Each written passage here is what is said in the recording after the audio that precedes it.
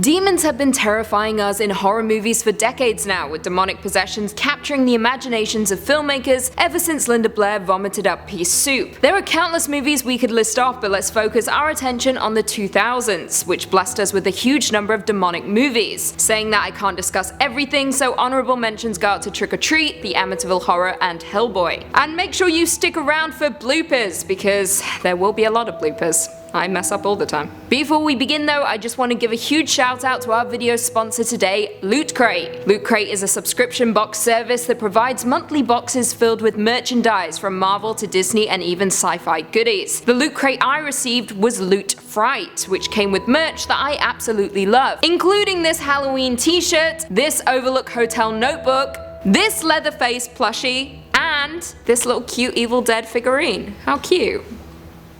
I love it. You can choose a brand new theme every single month, and not to mention if you choose, you can cancel or skip a month at any time. Just go to the link in the description below and use the code TOP10 in order to get 15% off. Thank you once again to Loot Crate for sponsoring this video. Now before we begin, be sure to stick around until the end of the video where I'll be responding to some of your comments. And with that, let's jump in. Coming in at number 5, we have Paranormal Activity. Alright, just hear me out. I know everyone has differing opinions on Paranormal Activity, but I truly believe it is an effective demonic horror movie that has a lasting legacy. Released in 2007 and directed by Oren Peli, the movie centers on a young couple, Katie and Micah, who are haunted by a supernatural presence in their home. They then decide to set up a camera to document what is haunting them, and it's not what they expect. It's something demonic that is hellbent on possessing Katie. Film critics James Berardinelli and Roger Ebert each awarded it 3.5 stars out of a maximum of 4 stars. Ebert stated, I quote, "It illustrates one of my favorite points, that silence and waiting can be more entertaining than frantic, fast-cutting and berserk FX. For extended periods here, nothing at all is happening, and believe me, you won't be bored. And ain't that the truth? The movie is a way of lingering. You're waiting throughout the duration for something to go down. You watch as the couple sleep, you see shadows, doors move and gusts of wind. However, things take a turn when Katie is dragged from the bed in the night and pulled down the hallway by her ankle by an unknown presence. And from that point on, the movie descends into an utter nightmare for the couple. The fact that we witness everything through a static camera is what makes the movie so effective and so damn terrifying. There's not a second of acting, but more so reacting, and we watch on as this supposed real-life couple goes through hell and back. Not to mention, the movie has one of the most intense and unexpected endings, which smoothly sets up Paranormal Activity 2. Bloody Disgusting ranked the film 16th in their list of the top 20 horror films of the decade, with the article saying, I quote, "Peli deserves props for milking the maximum amount of tension out of the spare modern setting. An ordinary cookie-cutter tract home in San Diego. Doesn't sound very scary, but Peli manages to make it terrifying. If you aren't white-knuckling your armrest at least once or twice while watching it, you probably don't have a pulse." Coming in at number 4, The Exorcism of Emily Rose. Directed by Scott Derrickson and released back in 2005, The Exorcism of Emily Rose is a supernatural horror movie loosely based on the story of Annalise Michel and tells the story of Reverend Moore, who performs an exorcism on a girl believed to be possessed by demons. The prosecutor argues that the girl suffered from schizophrenia, however, Moore's lawyer has a different opinion. Now what makes this movie so great is that despite being a PG-13 movie, it's still packed with horrifying thrills from start to finish, with one particular scene lingering with moviegoers for years to come. We all know the scene, the one where Jennifer Carpenter's boyfriend waked up in the night only to see his girlfriend horrifically contorted on the floor. I still think about that to this day. It's disgusting. Anyway, I digress. The movie also manages to be a courtroom drama with a twinge of the supernatural that adds some flavor to the mix. Roger Ebert gave the movie 3 out of 4 stars, describing it as, I quote, "intriguing and perplexing," writing that the screenplay is intelligent and open to occasional refreshing wit. In 2006, the Chicago Film Critics Association listed the film in the top 100 scariest films ever made, ranking it at number 86, with Jennifer Carpenter winning the Best Writing Performance at the MTV Movie Awards during that same year. Coming in at 3, we have Jeepers Creepers. We've talked about Jeepers Creepers on this channel a few times recently, however it's back again with a well-earned place on our list. Directed by Victor Salva and released back in 2001, Jeepers Creepers follows 2 siblings played by Justin Long and Gina Phillips, who encounter a demon while on a road trip in rural Florida. While driving through rural Florida en route home, the siblings pass a dirty van, which later turns out to be the van of a demonic killer, who is hellbent on hunting down the siblings after they catch the creature, dumping a body down a secret chute. Now the movie takes its title from the 1930 song Jeepers Creepers by Johnny Mercer and Harry Warren. The song plays throughout the movie, taking on a more diabolical tone than I'm sure it was intended to. Not to mention, it is a prelude to catastrophe that is soon to come. Now, the movie does falter the more it progresses, with the scarier moments occurring in the early stages of the film before descending into a shoot-by-numbers monster movie. Despite that though, Jeepers Creepers has a lasting legacy, and is a movie myself and many horror lovers still return to today. Kevin Thomas of the LA Times wrote that the film, I quote, has the scariest opening sequence of any horror picture in recent memory, but becomes an amusing horror comedy, spooky and jolting but too literally preposterous to regain its initial aura of suspense. Stephen Holden of the New York Times called it, I quote, a cannier than average teen horror movie that disintegrates into a shoot-by-numbers monster hunt. Despite its mixed reviews, the movie sparked two sequels, Jeepers Creepers 2 in 2003 and Jeepers Creepers 3 in 2017. The second was good, the third we just don't discuss. Coming in at 2 we have Jennifer's Body. This is a personal favourite of mine, and like a fine wine has aged well with time. Directed by Karen Kusama and written by Diablo Cody, Jennifer's Body was released back in 2009 and stars Megan Fox, Amanda Seyfried, J.K. Simmons and Adam Brody. Megan Fox portrays a demonically possessed high school girl who kills her male classmates, with her best friend Seyfried striving to stop her. Jennifer's Body has a familiar horror flair, but it has notable quirks which are thanks to writer Diablo Cody, the Academy Award nominated writer/director behind movies such as Juno. The movie seems very simple at first glance. Jennifer is a popular cheerleader who everyone loves, while Needy is a shy virginal follower. Jennifer becomes possessed by a demon who is hungry for human flesh, and Needy must step up and try to keep her best friend under control. The movie successfully managed to go from a box office flop to a cult classic and a favourite among horror movie lovers, and specifically demon horror movie lovers. The movie was essentially dead on arrival, but somehow it's staying power, with it garnering new fans each and every year. However, I should state that Jennifer's Body was always a good movie. It's only now that people are learning to appreciate it. Roger Ebert was a fan of the movie, dubbing it, I quote, Twilight for boys, and stating that as a movie about a flesh-eating cheerleader, it's better than it has to be. All in all, we owe Jennifer's Body an apology, because it turned out to be one of the greatest demon horror movies of all time. Quote me on that. Finally, coming in at number 1, Drag Me to Hell. Now, this movie is great and highly underrated in my opinion. Directed by one of the kings of horror, Sam Raimi, and written by his older brother, Ivan, Drag Me to Hell was released back in 2009 and follows a loan officer played by Alison Lohman, who, because she has to prove to her boss that she can make the hard decisions, chooses not to extend an elderly woman's mortgage. In retaliation, the woman places a curse on the loan officer that, after 3 days of escalating torment, will plunge her into the depths of hell to burn for eternity.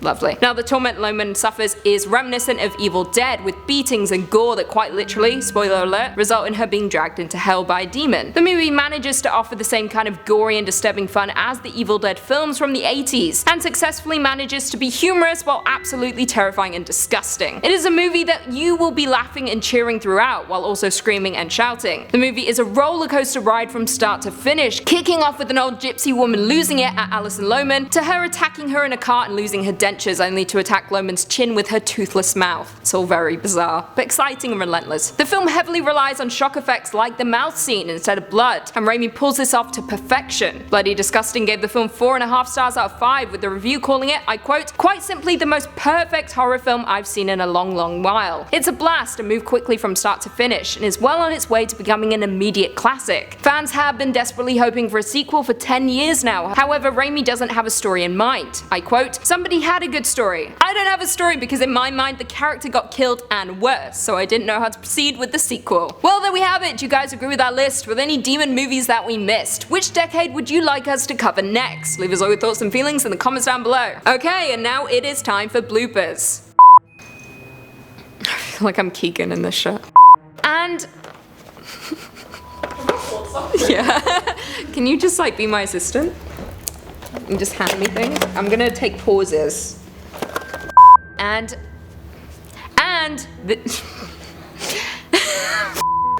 this Leatherface plushie? Is that what they're called? This Leatherface plush. Oh, you're in. This Leatherface. This. me.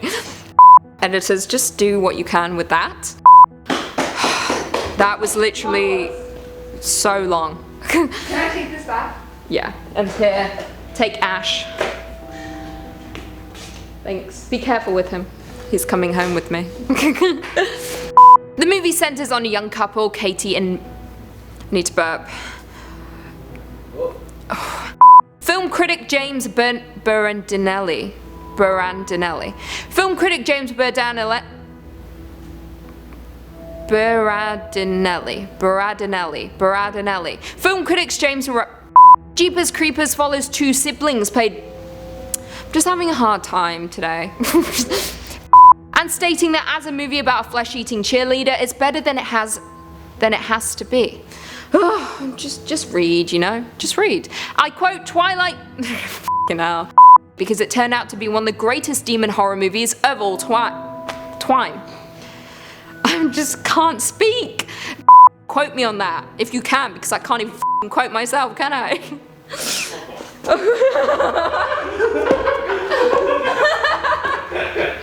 I'm having a hard time speaking.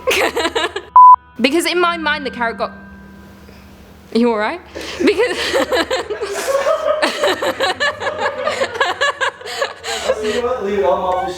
Everyone's just creeping around. Everyone stop creeping. You're all being weird. Editors, I'm sorry for that. Okay. Before I go though, I just want to respond to a few comments from one of our last videos. Top 5 scary monsters from North Korea. Matthew Boyajan said, please top 5 werewolf urban legends. I pitched it. If it happens, it happens. You're welcome. Jackal Review said, that first one about the sun and the moon eating dogs sounds familiar. Was it nicked from Norse mythology? I don't think it was nicked, I just think urban legends all sound the same, because they're not real. They're just fake stories. Gabriel Smith said, how about top 5 evil world domination plans Lucy can come up with? I would need more than top 5, I'd need top 20. Top 20 at least. Lee Kitchen said, top 5 Lucy insults. I mean, you're just going strong with these, aren't you? Top 5 Lucy insults. I'll pitch it. Don't think it'll happen. Edmund Williams said, what about top 5 scary superstitions from around the world? I pitched it, and it might happen.